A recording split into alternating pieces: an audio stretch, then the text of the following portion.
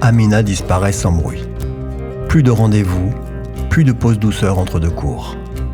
Certains élèves demandent, on leur répond, on arrête. Mais elle a bien été arrêtée, par d'autres raisons. Les élèves posent des questions, puis ils comprennent. Et un matin, en cours de philo, Malik se lève. Elle écoutait mieux que tous les adultes ici. Elle nous aidait à tenir debout. Et on l'a faite partir. Parce qu'un jour elle a porté un foulard. Mais pas ici. Dans sa vie, à elle.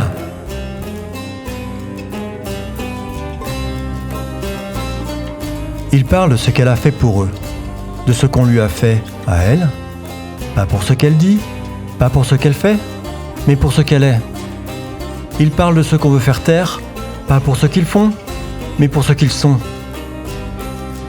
Ceux qui bousculent l'idée d'un moule unique, parce qu'ils vivent avec d'autres gestes, d'autres mots, d'autres tissus sur la tête.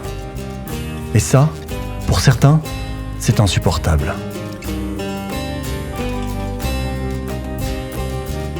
Une pétition circule, signée par les élèves, les professeurs, même le proviseur.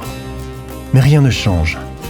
L'administration reste muette, le silence des institutions enterre les injustices discrètes. Alors les mots apparaissent dans les couloirs. Ce qu'elle faisait ici, c'était vital. Le respect, ce n'est pas un uniforme. Écouter, ce n'est pas un crime. Quelle liberté, quelle égalité, quelle fraternité. Et sur le mur, près du portail, un tag discret, presque tremblant. Ce n'est pas la neutralité qui l'a fait partir. Dans le quartier aussi, des gestes parlent. Chez la coiffeuse, chez qui Amina allait, on lit sur une pancarte « Ici, je coupe les cheveux de tout le monde ». La fleuriste glisse une rose blanche sur sa propre blouse. Le lendemain, d'autres commerçants l'imitent. En quelques jours, la rose blanche devient un symbole silencieux de soutien. On la porte sur les manteaux, on la glisse dans les vitrines. Sarah crée une page de soutien. L'administration réussit à la faire disparaître. Mais Sarah la renomme et les pages commencent à circuler.